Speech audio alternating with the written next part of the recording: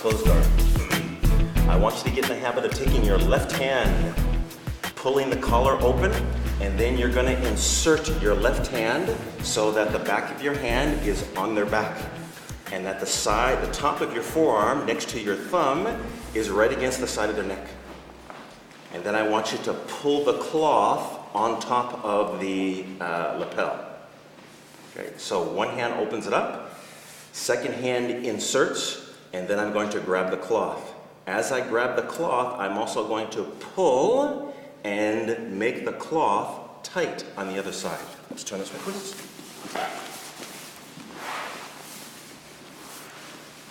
This is very subtle, sometimes hard to see. Many make the mistake of just doing this. Keep your head down, please. Do you see all this space back here? That is going to add to the amount of strength that is going to require you to actually finish this choke. Because when you put the second hand in, and many people will put the second hand in and they'll put it in shallow, do you see that space between his neck and the lapel? When I start to put pressure on, how does that feel? None. Nothing. Tight. Because I got 2 inches of play. So left hand opens, right hand inserts, and then I like to take the left hand and pull and get rid of all that space. So that when I put the second hand in, I touch my thumbs together. And then I put pressure on. That's like 20-25% pressure. I haven't really started to involve my back or anything yet. You feel the difference between the two? So, please, let's turn this way. Left hand opens, right hand inserts, left hand pulls and gets rid of all of the slack. Okay. Our second hand is going to insert when they move as Diego goes to pass my guard to his right. You're right. Yes. I put the second hand in. And then I'm going to finish.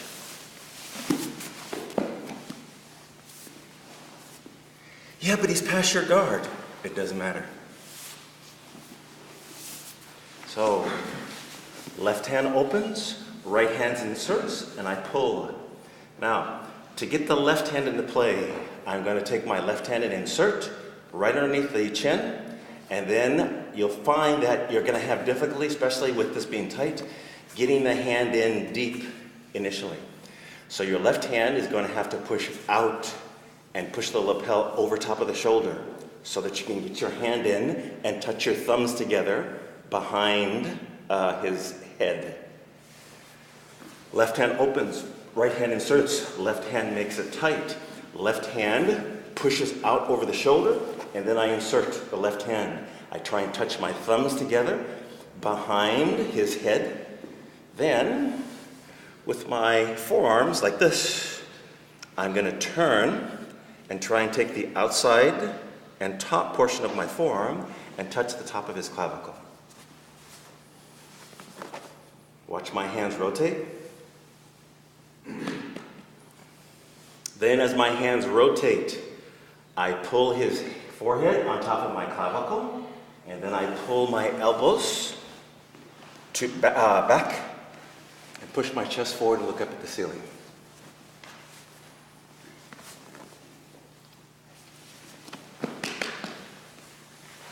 Okay, that is our first choke. So what I'd like you to do is first do it without any movement on his part.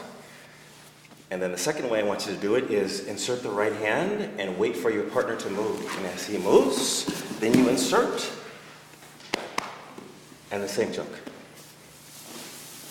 Okay, let's grab a partner. Let's do this. Same thing, please.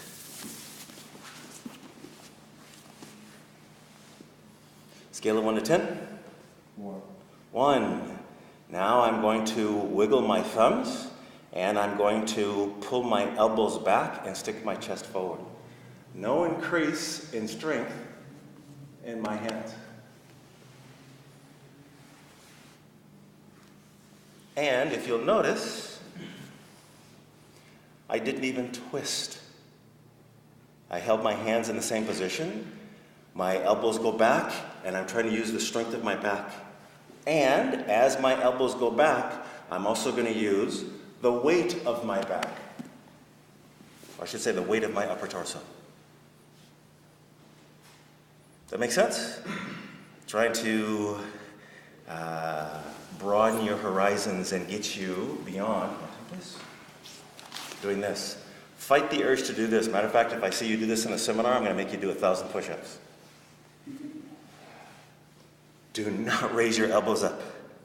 It's not the strength of the arms. You put your hands in a position, and you see my hands wiggle,